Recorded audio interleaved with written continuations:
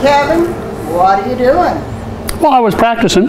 Yeah, I still practice pretty much every day. Let me show you a real quick way. If you have an inverter-based MIG welder, don't do this on a transformer-based MIG welder. They don't like this. Inverter-based only.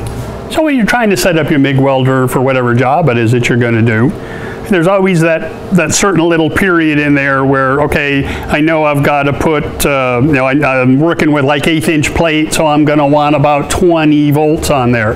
But how much wire feed do I need? You know, or if you go the other way and you want to put the wire feed on there for the size of weld that you want to do, how much voltage do I need to go with that wire feed? A lot of guys, they go by the sound. That tells them when they've got everything dialed in just right. It sounds right. Well, let me show you a cheater's way, a quick way to do it. You know, and this is the AHP AlphaMIG 250. You can get away with this. Just don't do it on the transformer-based machines. Why not? What happens? Because you wind up blowing up the machine. Oh, okay. The machine doesn't, the transformer-based machines don't like it when you change settings while it's running. The inverters don't care. Now, it's easier on a machine like this where it's analog, where you've just got a dial, you've got a knob to turn, rather than like the computerized, you know, the digital machines where now you got a button, you got to push, you know, to make an adjustment. But let me show you what I'm talking about. Listen. Turn that volume up or put a set of headphones on. Listen to the sound change as I just adjust the volume with my wire feed fixed.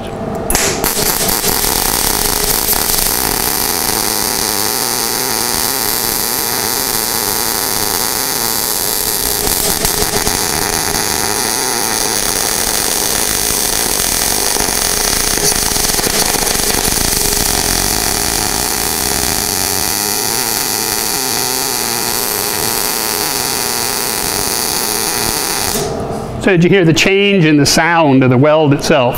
Oh, yeah. You know, big change, big change. You can just sit there and just dial it back and forth and get it the way you want. The voltage was just over 20 volts. Now it's down to 15.2. Big change. You know, if you'd have tried it at 20 volts, you would have wound up just blowing right through something. You know, now granted, this piece of metal that I'm using for my test is way too thick for that setting. You know, if I was going to weld two pieces of this together, it would be a different setting on the machine. So I hope that'll give you another little trick in your toolbox to use. Help impress your buddies a little bit. They see you over there turning knobs while you're welding. You know, freaks them out a little bit. I'm going to go back to work. You guys are going to subscribe on that button right down there. Don't forget to pop out to the website and check me out there also. I'll see you next time.